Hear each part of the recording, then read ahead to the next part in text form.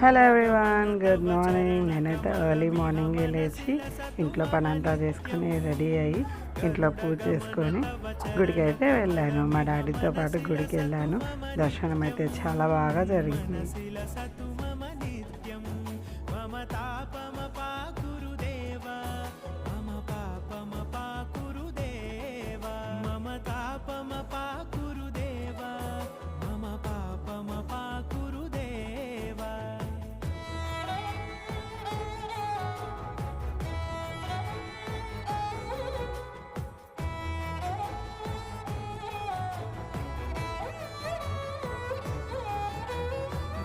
जनयन विधि नमुचिहरण मुख विबुध विनुत पद पद्मा जल जनयन विधि नमुचिहरण मुख विबुध विनुत पद पद्मा